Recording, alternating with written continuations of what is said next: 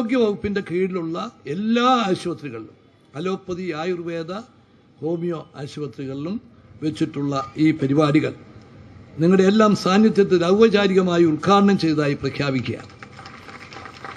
നമ്മുടെ ആശുപത്രികളുടെ, ഗവൺമെൻറ് ആശുപത്രികളുടെ സേവനം വിപുലീകരിക്കുന്നതിനുള്ള വളരെയേറെ പരിപാടികളാണ് ഇപ്പം ഗവൺമെൻറ് ആവിഷ്കരിച്ചിട്ടുള്ളത്.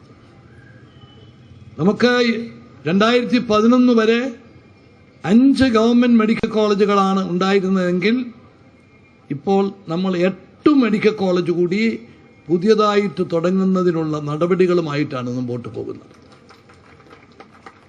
മരുന്ന്, ജനറിക് മെഡിസിൻ മുഴുവൻ ആശുപത്രികളിലും സൗജന്യമായി കൊടുക്കുന്ന പരിപാടി കഴിഞ്ഞ ദിവസം സോണിയാജി വന്ന് ഉദ്ഘാടനം ചെയ്തു. ഇന്നു മുതൽ കേരളത്തിലെ എല്ലാ ആശുപത്രികളിലും ആ പരിപാടി ആരംഭിക്കുകയാണ്. വിപുലമായ പരിപാടികൾ ആരോഗ്യ വകുപ്പിൽ നിന്ന് ആവിഷ്കരിച്ചിട്ടുണ്ട്. ഞാൻ അതിനെ പ്രത്യേകമായി ശ്രീ ശിവകുമാറിനെയും ആരോഗ്യ വകുപ്പിനെയും അഭിനന്ദിക്കുകയാണ്. ഇനി നമുക്ക് ഈ സേവനങ്ങളുടെയൊക്കെ ക്വാളിറ്റി കൂട്ടണം, മെച്ചപ്പെട്ട സേവനം വേണം. ജനങ്ങൾ എന്താ, ഏതെങ്കിലും വിധത്തിൽ സാമ്പത്തിക സൗകര്യമുള്ളവർ സ്വകാര്യ ആശുപത്രിയിൽ പോകാൻ ആഗ്രഹിക്കും. എന്താ, അവിടെ നല്ല സേവനം കിട്ടും എന്നുള്ള ഒരു ചിന്തയോടുകൂടിയാണ്. നമുക്ക് ഏറ്റവും ബെസ്റ്റ് ഡോക്ടേഴ്സ് ഇന്ന് വർക്ക് ചെയ്യുന്നത് ഗവൺമെൻറ് സർവീസിലാണ്, മെഡിക്കൽ കോളേജുകളിലാണ്. ഏറ്റവും കൂടുതൽ സൗകര്യങ്ങൾ. ഇനി ഏതെങ്കിലും സൗകര്യങ്ങൾ കുറവുണ്ടെങ്കിൽ ആ കുറവുകൾ നികത്താനാണ് ശ്രമിക്കുന്നത്. അപ്പോൾ ആശുപത്രികളുടെ മെച്ചപ്പെട്ട സേവനം എന്ന് പറയുന്നതിനകത്തെ ഒരു പ്രധാനപ്പെട്ട ഘടകമാണ് ശുചീകരണം. അതുപോലെ തന്നെ അണുബാധ വിമുക്തമാക്കുക. നമ്മൾ എത്ര പണം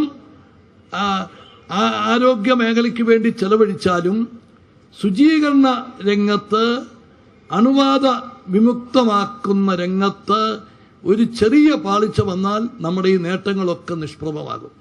അപ്പം അതുകൊണ്ട് അതാണ് ഇന്ന് ലക്ഷ്യമിട്ടുകൊണ്ട് നിങ്ങൾ പ്രവർത്തിക്കുന്നത്.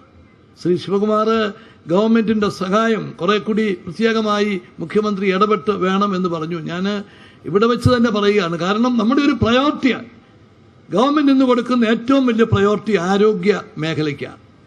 ആരോഗ്യ മേഖലയ്ക്കാണ് ഇന്ന് ഇത് നൽകുന്നത്. അവിടെ നമുക്ക് ഏറ്റവും പ്രയോറിറ്റിയുള്ള ഒരു മേഖലയാണ് ഈ ശുചീകരണവും അണുബാധ വിമുക്തമാക്കലും. അതിനും എല്ലാവിധത്തിലുള്ള സഹായവും ഉണ്ടായിരിക്കും എന്ന് വ്യക്തമാക്കാൻ ആഗ്രഹിക്കുന്നു. ഈ നിങ്ങൾക്കെല്ലാവർക്കും ഗാന്ധി ജയന്തി ദിനം നമ്മളെ സംബന്ധിച്ചിടത്തോളം ഏറ്റവും അഭിമാനമാണ് ഗാന്ധിജി. ആ ഗാന്ധിജിയെ സ്മരിക്കുന്ന ദിവസം ഗാന്ധിജിയുടെ ഛായാചിത്രം എല്ലാ ആശുപത്രിയിലും സ്ഥാപിക്കാനുള്ള ആ തീരുമാനം ഏറ്റവും പ്രശംസനീയമാണ്. അതിന് ഞാൻ പ്രത്യേകമായി അതിനും അഭിനന്ദിച്ചുകൊണ്ട് എൻ്റെ വാക്കുകൾ അവസാനിപ്പിക്കുന്നു. നമസ്കാരം.